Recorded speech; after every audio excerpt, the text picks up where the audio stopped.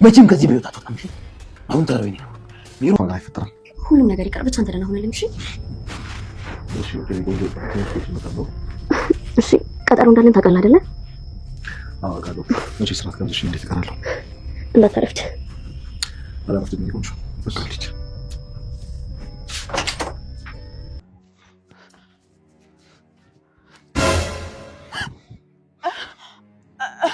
አድናን እንዴት ነህ? እንዴት ነው ያልሽው? ምን ፈልገሽ ነው? ቆይ ሱቅ እየሄድኩኝ እኮ በአጋጣሚ ተገናኘን አይደል? አጋጣሚ ነው ያልሽው? አዎ አጋጣሚ።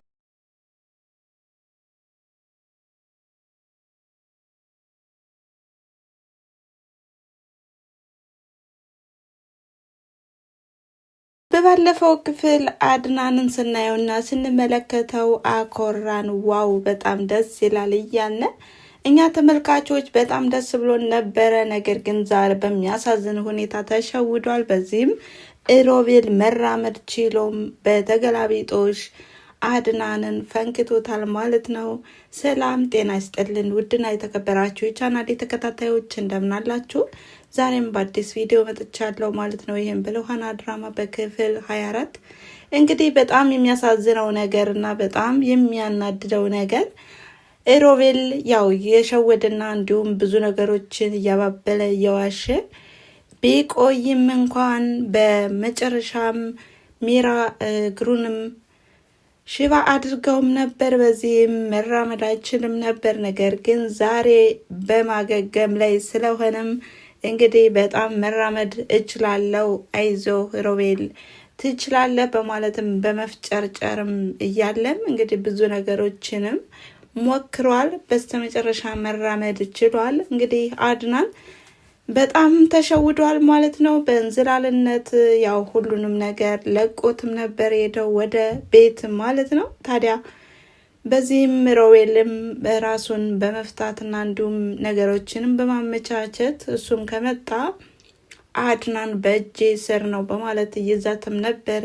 አድናም ሮቤልን እንግዲህ ብዙ ነገሮችን እንደሚያፋጥጠውና እንዲሁም ሚስጥሩንም እንደሚሰማ እርግጠኛ የሆነው አድናንም ሮቤልን በጣም አፋጠጠው፣ አናዘዘው። ነገር ግን ሮቤል ሽምጥጥ አድርጓል ማለት ነው። ይህም እንግዲህ ሚስጥሩንም አንድንም ነገር ሳይተነፍስ ሚራ ናት። ሚራ ሁሉንም ታውቀዋለች። ሰራተኛዋንም ከቤት አስወጥታ ወደ ሌላ ቤት ያሸጋገረቻትና እንድትሰራ ያደረገቻትም እሷ ናት።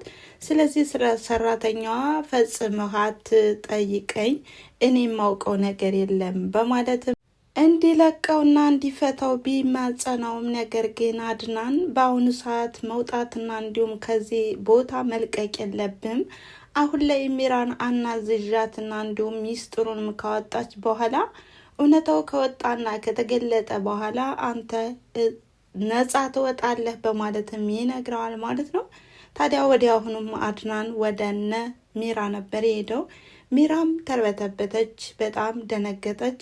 በዚህም እንግዲህ ሚራ ወደ ፖሊስ ጣቢያ ለማመልከት ከልዑሃና ጋር እያወራችም ነበረ። ልዑሃናም ተረጋጊ፣ ምንድን ነው አድናን እኮ የሚያደርገውና የሚሰራውን ነገርም ያውቃል በማለት ለማረጋጋት ብትሞክርም ሚራ ግን ልትረጋጋ አልቻለችም። ታዲያም ወዲያውኑ ወደ ፖሊስ ለማመልከትም ተፍተፍ እያለች ባለችበት ነበረ አድናን ከቻለባቸው። ታዲያ ወዲያውኑም በጣም ደንግጣም ነበረ።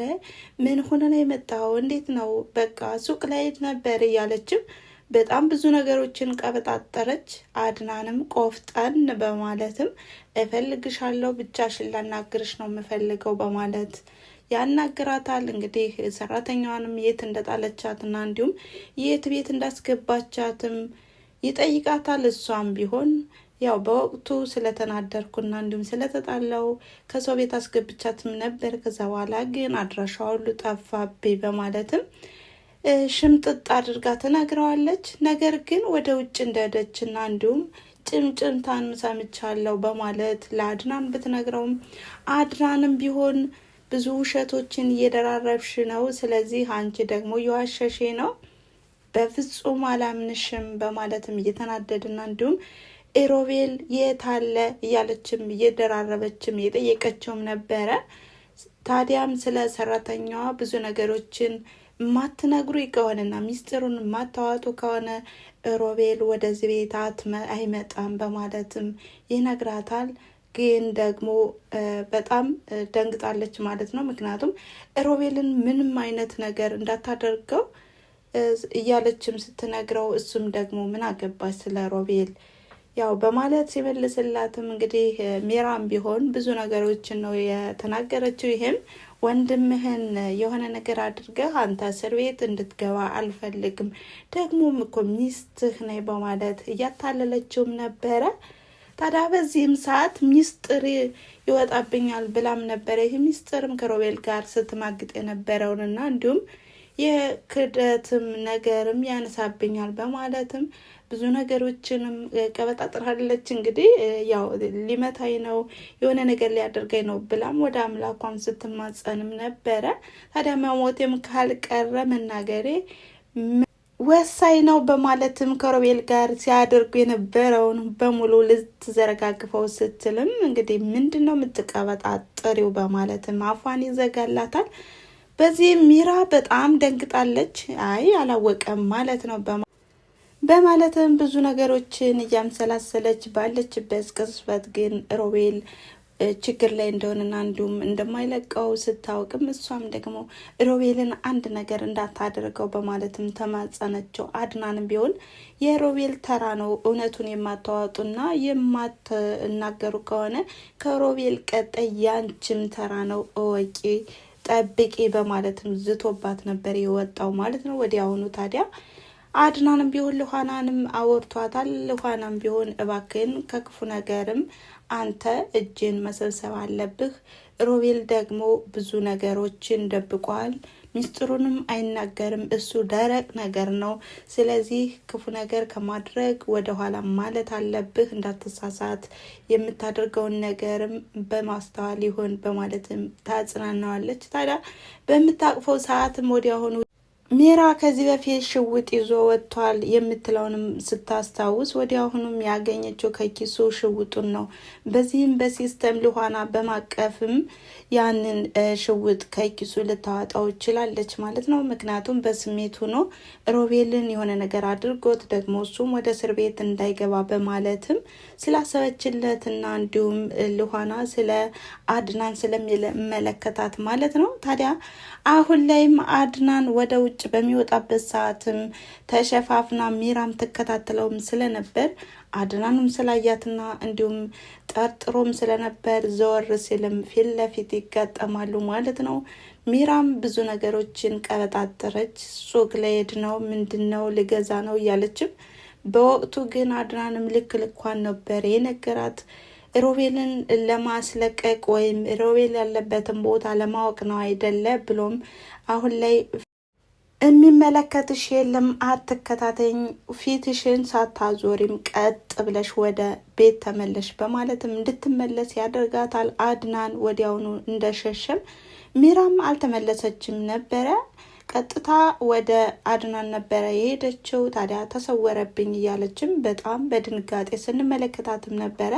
ታዲያ ወዲያውኑም አድናን በጣም ልበ የዋህና እንዲሁም ልበ ቀናም ስለሆነ እንግዲህ የወንድምነት አንጀቱ አልቻለለትም እና ራበኝ ጠማኝ እያለም ለምኖትም ነበር ከዚህ በፊት። ታዲያ እንጀራም ይዞ በመሄድም ትበላለህ አይደል እያለም እያፌዘና እንዱም እየጠየቀውም ነበር። ነገር ግን አድናን በውስጡ ንዴትና ቁጭትም ስላለበት ምግቡንም እየቀማመሰም ሳለ ትበላለህ አይደል ወንድሜ እያለም በሚያወራበት ሰዓትም ሮቤልም ቢሆን እኔ ትራፊ እንደማልበላ ታውቃለህ፣ ለምንድን ነው በልተህ የምታበላይ በማለትም ጥያቄም እየጠየቀውም ነበር። ነገር ግን አድናንም ቢሆን በሽርሞ ሲነግረውም ነበረ የኔን ትራፊ ሁልጊዜ ስትበላ ነበረ በማለትም እንግዲህ ከዚህ ላይ ያየሁትና የተመለከትኩትም ነገር ያው ማለት ከሚስቴም ጋር ትማግጥ ነበር እንደማለት ነው። እንግዲህ ያው ቅኔው የገባችሁ ሰዎች ማለት ነው። በጣም ብቻ የሚያጓጓና እንዲሁም ይበል የሚያስብል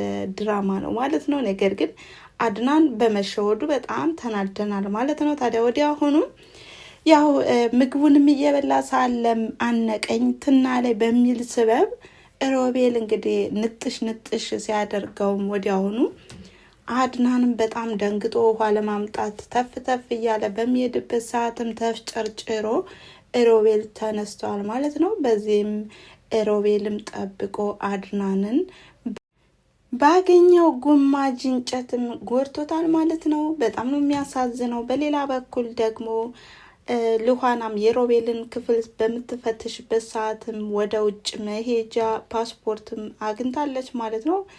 ሌላ በተጨማሪም እንዲሁ የእርቃን ፎቶ፣ ይሄ የእርቃን ፎቶም እንግዲህ የሚራ ነው ማለት ነው። የሚራን ፎቶ ማስፈራሪያና እንዲሁም መደራደሪያ ሊያደርጋትም ይዞት ነው የተገኘው። በዚህም ሉሃና ባገኘችውና ባየችውም ነገር በጣም ተነዳግጣለች ማለት ነው። ይሄም የዚህ ቤት እንቆቅልሽ መቼ ነው የሚፈታው? በጣም ውስብስብ የሆነ ነገር በማለትም በግርምትና እንዲሁም በመደነቅ ነበረ ፎቶውንና እንዲሁም ፓስፖርቱንም ስታይና ስትመለከት የነበረው። ታዲያ የዛሬው ቪዲዮ ይሄን ይመስል ነበረ። በጣም የሚያናድድና እንዲሁም በጣም ክፉ ሰዎችም እንደዚህ እንደማይተኙ ያየንበት ነው ማለት ነው። ታዲያ አድናንስ በምን ሁኔታ ይመጣ ይሆን? ብቻ ያስፈራል ማለት ነው። እናም እናንተም ሀሳብ አስተያየታችሁን በኮሜንት መስጫ ላይ ያስቀምጡ እያልኩኝ እንግዲህ ከዚህ ድራማ ምን እንደተማራችሁና ምን እንደታዘባችሁ ሀሳባችሁን ማስቀምጡ። ስለያዳመጣችሁና ስለተከታተላችሁ ከልብ አመሰግናለሁ በማለት ላይክ፣ ሼር፣ ኮሜንት እያደረጋችሁ እንዲሁም በቀጣይ ቪዲዮ እስከምንገናኝ ድረስ መልካም ጊዜ። ቻው።